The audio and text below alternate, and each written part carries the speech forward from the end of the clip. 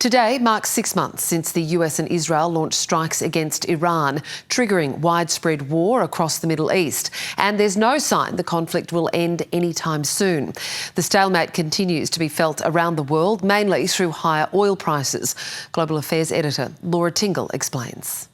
It's taken a huge toll on those resources and assets, and you've seen that just even in the last few weeks, these alarmed reports about just what sort of state the US military is in. And, you don't have to have leaks from that. The fact that they've had to redeploy an aircraft carrier from our region, from the Asia Pacific, into the Gulf because the aircraft carrier that was there wasn't able to be sustained properly because of the devastation to US bases in the region, which would normally help service it.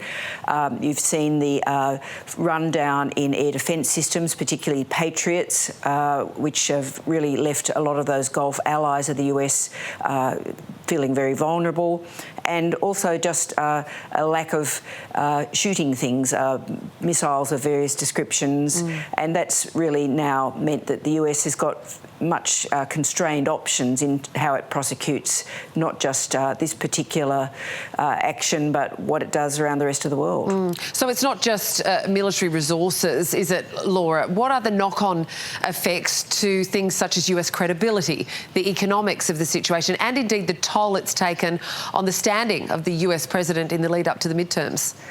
Well, you can't underestimate the impact that it has had on the credibility of Donald Trump, but also what that means elsewhere. The fact that, as you said in your introductory remarks, he keeps making these declarations which people have started to just dismiss.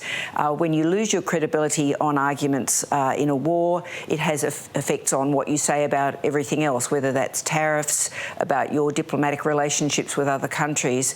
And we can see that in his relationships with countries like China, like Canada, like Europe. Now, at home, of course, that's having a big toll, and people are now sort of once again questioning whether he could possibly lose the Senate as well as the House of Representatives at the midterm elections.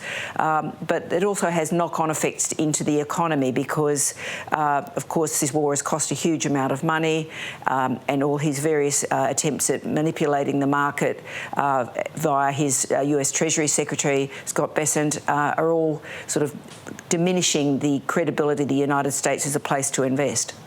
When we look at the other side of the coin, Iran, just how depleted is it 6 months on?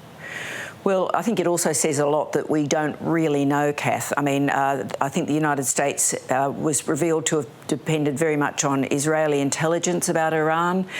Clearly, they had some extraordinary intelligence on Iran and Iranian officials before the war, and on organisations like Hamas and Hezbollah, which are allied.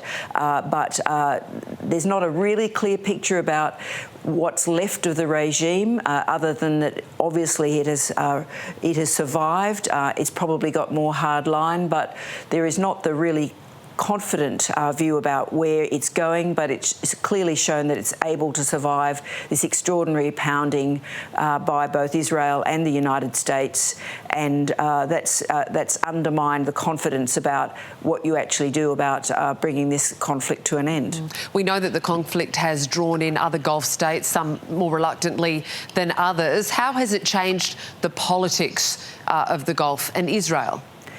Well, I think early on, particularly after the attacks on those nuclear facilities last year, Israel looked like it might become the new hegemon in the region, that it really was going to be the dominant power, that Iran was in the decline. But in fact, now Israel is more isolated. You've seen the Gulf states deciding they've got to make their own arrangements, both with other allies outside the region, and also this Mecca agreement that Saudi Arabia has made with Turkey and Pakistan. So we're seeing a complete rewriting of the arrangements in the Gulf, and while the US will continue to be relied upon at some level, countries are making their own decisions and making their own alliances.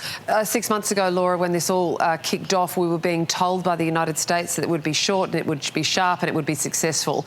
We're still at war, well, they're still at war, and there's no real chance of an off-ramp at this stage. Is that correct? Or what are the chances of an off-ramp? Well, essentially, most analysts believe that Iran's basically got the whip hand through because of the Strait of Hormuz, which was a risk that apparently Donald Trump and his officials dismissed. There's basically a status, nothing's happening. I mean, technically they're in this sort of neverland of neither being at war or at peace. Everybody has a shot at each other every so often, but until the US president makes a fairly grovelling back down, which I doubt he will do, it's going to just be this stalemate for the foreseeable future.